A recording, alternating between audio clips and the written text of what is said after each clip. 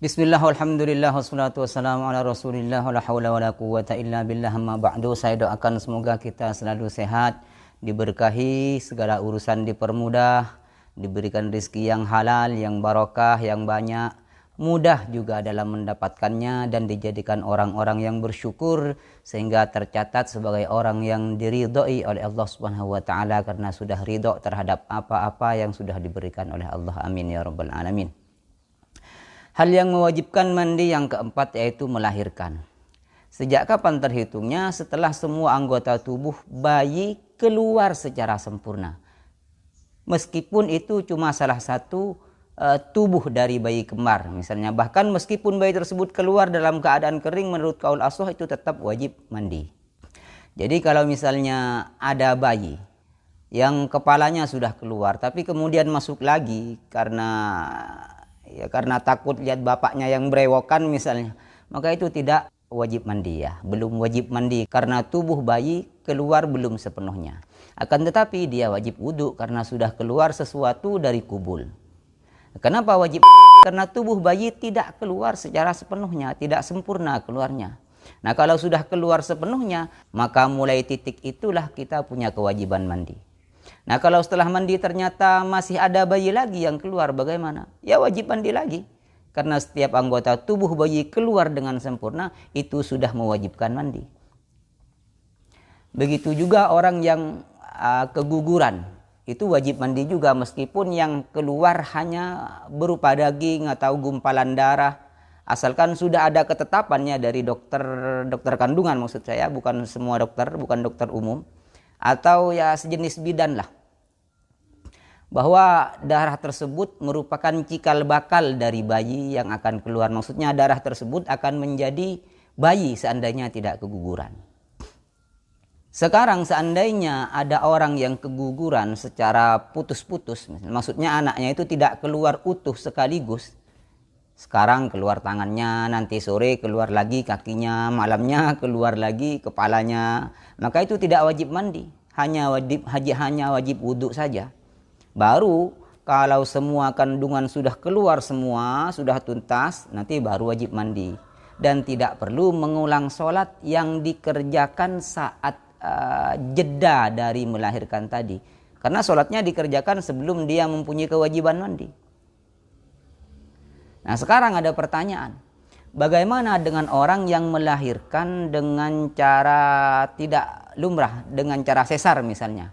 Tetap wajib mandi menurut Imam Ar-Ramli. Nah, sebenarnya ada ulama yang berpendapat begini. Orang yang melahirkan tidak melalui jalan yang lumrah seperti operasi sesar, itu tidak wajib mandi karena janin itu berasal dari air mani. Sehingga jika air mani keluar lewat jalan yang tidak lumrah, sedangkan jalan yang lumrah itu masih sehat walafiat, itu tidak wajib mandi katanya. Tapi pendapat ini dipatahkan dengan mudah dengan argumen bahwa yang mewajibkan mandi itu bukan melahirkannya, bukan karena itu yang mewajibkan mandi itu karena melahirkannya, bukan karena anak yang keluar itu berasal dari air mani. Begitu ya. Selanjutnya hal yang mewajibkan mandi yang terakhir adalah mati. Selama dia masih Islam maka wajib. Ya karena tidak bisa mandi sendiri maka harus dimandikan. Jadi yang terkena kewajiban itu ya yang masih hidup. Artinya seandainya tidak dimandikan maka yang berdosa yang masih hidup. Makanya wajib dimandikan oleh yang masih hidup. Meskipun itu hanya anak kecil. Meskipun itu anak yang keguguran. Asal setelah sempurna umur 4 bulan. Artinya anak itu sudah melewati fase peniupan ruh. Sehingga anak itu pernah hidup meskipun cuma 1 menit di dalam kandungan.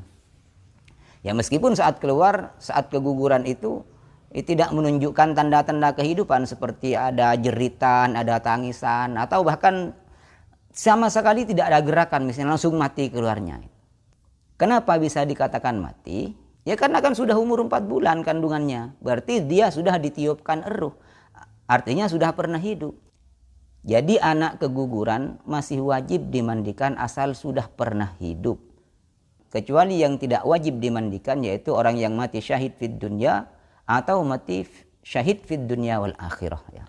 Kalau syahid fil akhirah ya tetap wajib dimandikan, seperti orang tabrakan, mati karena mengandung, karena melahirkan, itu tetap wajib dimandikan. Sekarang apa yang dinamakan syahid fid dunya dan syahid fid dunya wal akhirah? Orang yang dikatakan syahid fid dunya itu adalah orang yang berperang di jalan Allah, membela agama Allah, tetapi niatnya itu tidak karena Allah, misalnya karena ingin dapat harta rampasan, karena ingin mendapatkan anak ceweknya si pemimpin yang diperangi itu misalnya. Itu kalau mati itu syahid fid dunya. Syahid fid dunya, makanya nanti di akhirat dia tidak mempunyai pahala. Dia hanya mempunyai keistimewaan di dunia, yaitu tidak wajib dimandikan, tidak boleh dimandikan. Adapun syahid fid dunya wal akhirah, dia ikut berperang lillahi ta'ala. Memang perangnya itu dengan motif li'ila'i kalimatillah. Ingin betul-betul berjuang demi agama Allah, dan dalam hatinya memang itu niatnya.